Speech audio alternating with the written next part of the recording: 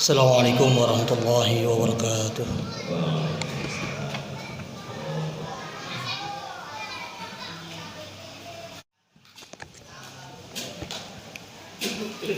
Alhamdulillahilladzi yaqdi bil haqqi wal 'adli wa yahdi man yasha' ila siratin mustaqim.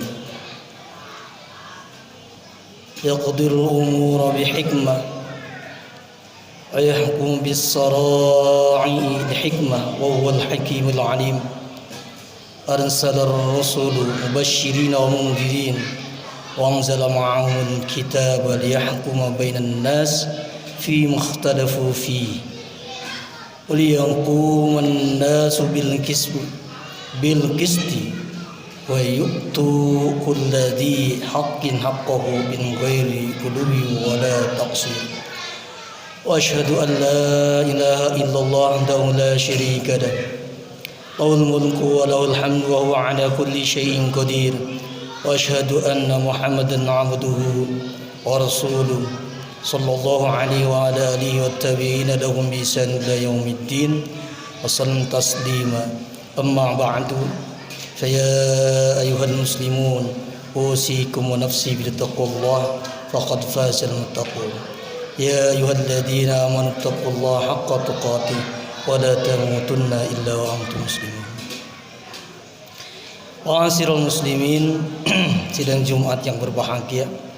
Pertama-tama marilah kita memanjatkan puja dan puji syukur kepada Allah yang telah melimpahkan kepada kita nikmat yang begitu banyak.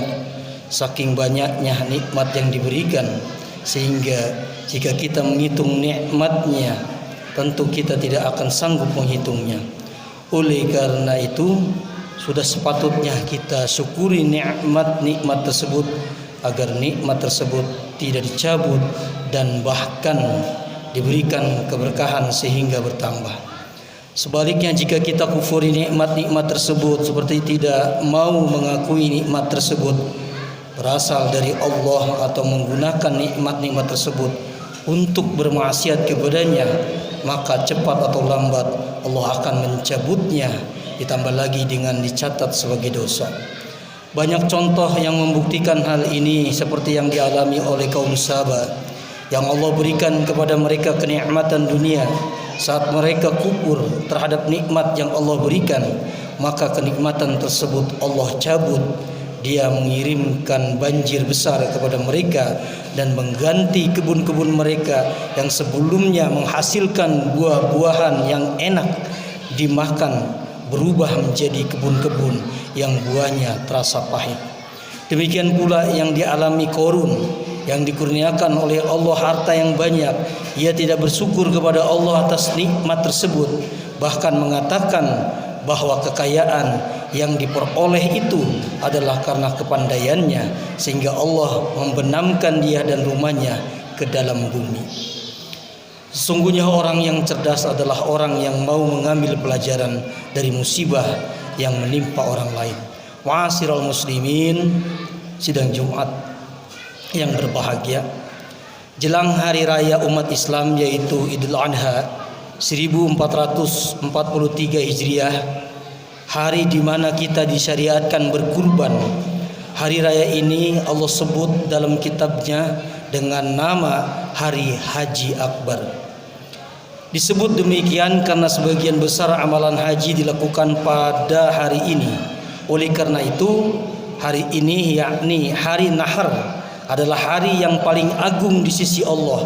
Rasulullah sallallahu alaihi wasallam bersabda, "Inna a'dhamal ayyami 'indallahi ta'ala yaumun nahar summa yaumul qar." Sesungguhnya hari yang paling agung di sisi Allah Ta'ala adalah hari Nahar, yaitu 10 Zulhijjah, kemudian hari Qar, yaitu hari setelahnya. Hadis riwayat Abu Daud. Bahkan hari raya Idul Adha lebih utama daripada hari Idul Fitri. Karena di hari Idul Adha terdapat sholat Id dan berkurban, sedangkan dalam Idul Fitri terdapat sholat Id dan bersedekah. Dan berkurban jelas lebih utama daripada bersedekah.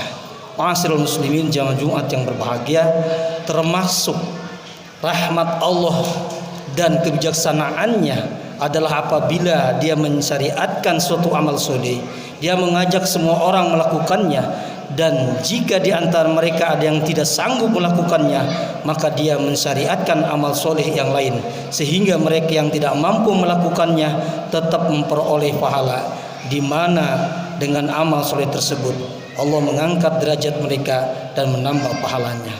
Contohnya adalah barang siapa yang tidak mampu berwukuf di Arafah, maka Allah mensyariatkan baginya puasa Arafah, yaitu tanggal 9 Zulhijjah, yang menghapuskan dosa yang dikerjakan di tahun yang lalu dan yang akan datang.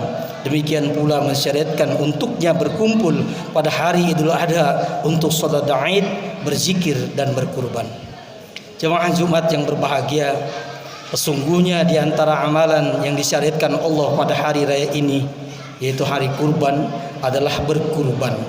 Berkurban adalah amalan yang utama karena di sana seseorang mengorbankan harta yang dicintainya karena Allah, yang menunjukkan bahwa ia lebih mengutamakan kecintaan Allah daripada apa yang disenangi hawa nafsunya. Berkurban memiliki banyak hikmah, di antaranya adalah sebagai rasa syukur kepada Allah, membantu fakir miskin dan menghibur mereka, merekatkan hubungan antara orang kaya dengan orang miskin, dan hikmah-hikmah lainnya yang begitu banyak. Ma'asyiral muslimin jamaah Jumat yang berbahagia, kurban merupakan sunnah bapak para nabi, yaitu Ibrahim alaihissalam, yang diperkuat oleh syariat yang dibawa Nabi Muhammad sallallahu alaihi wasallam. Dalam Al-Quran Allah Ta'ala berfirman, A'udzubillahi minasyaitonirrajim, Bismillahirrahmanirrahim, Fasholli li rabbika wanhar, maka dirikanlah solat karena Tuhanmu dan berkurbanlah. Sedangkan dalam hadis diterangkan bahwa Nabi sallallahu alaihi wasallam tinggal di Madinah selama 10 tahun dan selalu berkurban. Menurut sebagian ulama, berkurban bagi yang mampu hukumnya wajib. Hal ini berdasarkan sabda Rasulullah sallallahu alaihi wasallam, "Man kana lahu sa'atun wa lam yudhi fala yaqrabanna musallana." Barang siapa yang memiliki kemampuan namun tidak mau berkurban, maka janganlah sekali-kali mendekati tempat salat kami. Sedangkan yang lain berpendapat bahwa hukumnya sunnah muakkadah, yaitu sunnah yang sangat ditekankan. Beralasan dengan hadis berikut, idza ra'aitum hilal dzulhijjah arada ahadukum ayyudhahiya falyumsik an sya'rihi wa adfarihi. Apabila kamu melihat hilal, yaitu bulan sabit tanda tanggal 1 Zulhijjah, sedangkan salah seorang di antara kamu ingin berkurban, maka tahanlah, jangan dicabut rambut dan kukunya. Hadis riwayat Muslim. Kata-kata salah seorang di antara kamu ingin berkurban menunjukkan sunnahnya. Namun untuk kehati-hatian, hendaknya seorang muslim tidak meninggalkannya ketika ia mampu berkurban.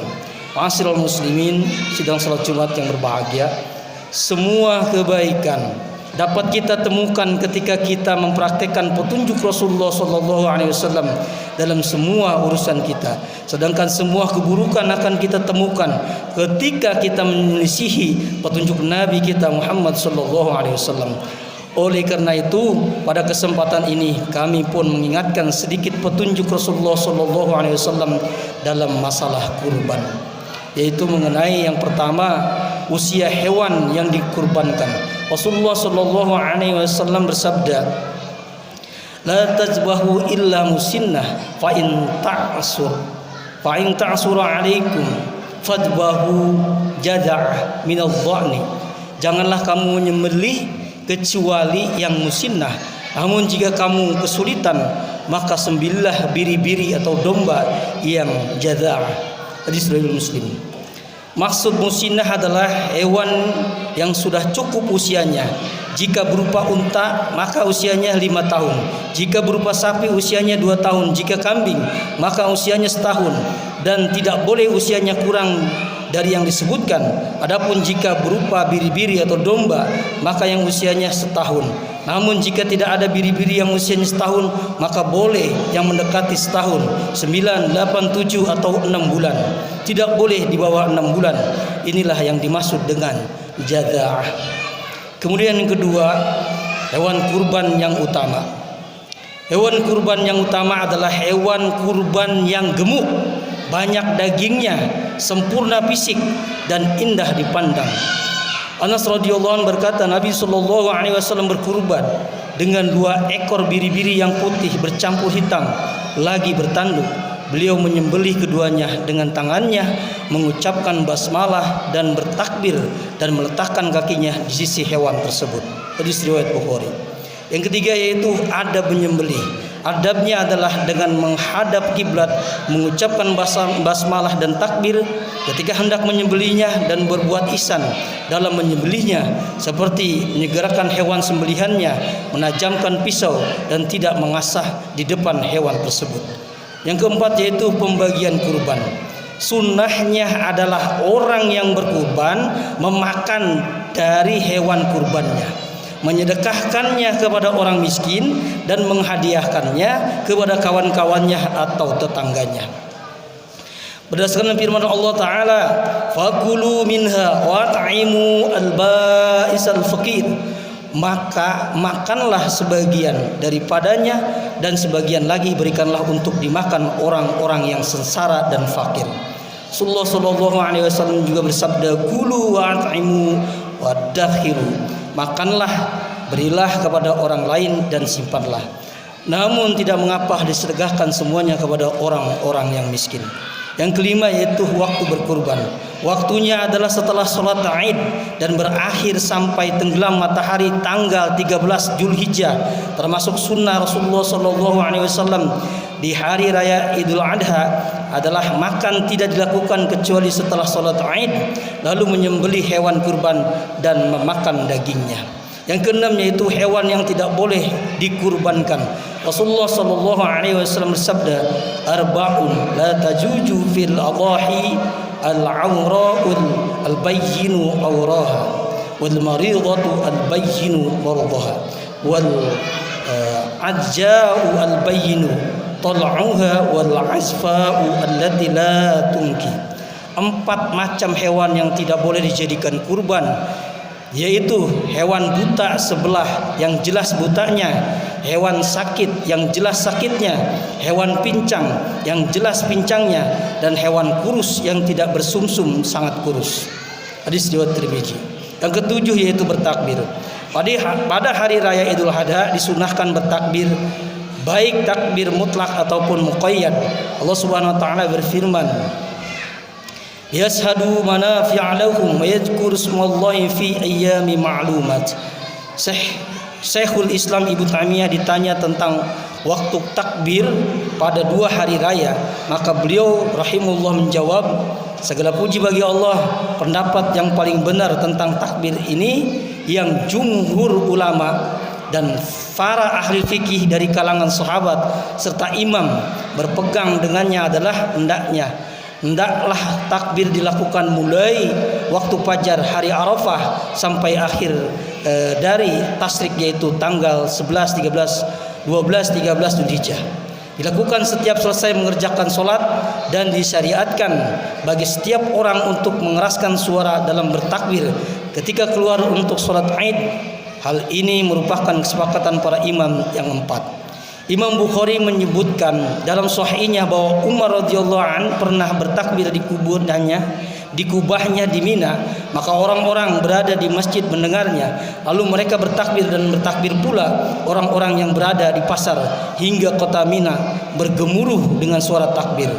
Ibnu Umar pernah bertakbir di Mina pada hari-hari itu, dan setelah sholat 5 waktu di tempat tidurnya, di kemah, di majlis, dan di tempat berjalan pada hari-hari itu seluruhnya. Maimunah pernah bertakbir pada hari kurban, dan para wanita bertakbir di belakang Aban bin Utsman dan Umar bin Abdul Aziz pada malam-malam hari tasrik bersama kaum pria di masjid. Termasuk hal yang perlu diketahui pula adalah bahwa pada hari-hari tasrik kita diharamkan berpuasa, kecuali bagi orang-orang yang tidak mendapatkan hidayah. Hal ini berdasarkan sabda Rasulullah sallallahu alaihi wasallam, ayyamut tasyrik ayyamu aklin wa syurbin wa dzikrillah taala. Hari tasyrik adalah hari makan, minum dan zikir kepada Allah. Demikianlah petunjuk singkat dalam menyambut Idul Kurban. Ma'asyiral muslimin, sidang Jumat yang berbahagia, sebagai penutup kami ingin menghibur saudara-saudara kami yang tidak mampu untuk berkurban, bahwa sesungguhnya niat mereka untuk berkurban dicatat pahala dan mereka pun akan mendapatkan pahala kurban.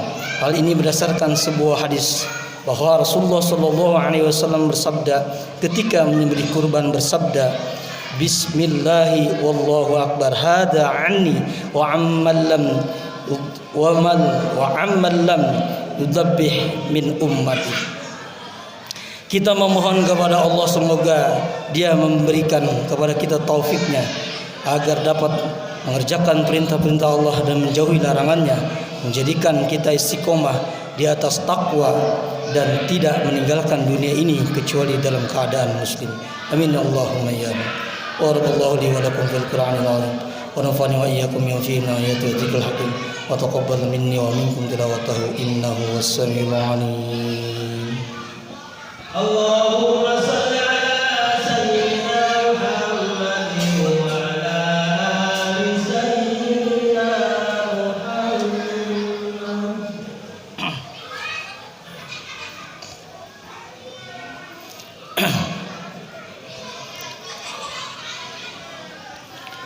Alhamdulillahi wa qafa, usalli wa sallimu ala sayyidina Muhammadin al-Mustafa wa ala alihi wa ashabihi ahli al-wafa. Asyhadu an la ilaha illallah wahdahu la syarika lah wa asyhadu anna sayyidana Muhammadan abduhu wa rasuluh. Amma ba'du, fa ya ayyuhal muslimun, usikum wa nafsi bi taqwallah al-'aliyyil 'azim. Wa'lamu anna Allah تعالى أمركم بأمر عظيم، أمركم بالصلاة والسلام على نبي الكريم، فقال تعالى إن الله وملائكته يصلون على النبي يا أيها الذين آمنوا صلوا عليه وسلموا تسليما. اللهم صل على سيدنا محمد وعلى آل سيدنا محمد كما صليت على سيدنا إبراهيم وعلى آل سيدنا إبراهيم. بارك على سيدنا محمد وعلى آل سيدنا محمد كما باركت على سيدنا إبراهيم وعلى سيدنا إبراهيم في العالمين إنك حميد مجيد. اللهم اغفر للمسلمين والمسلمات والمؤمنين والمؤمنات الأحياء منهم والأموات.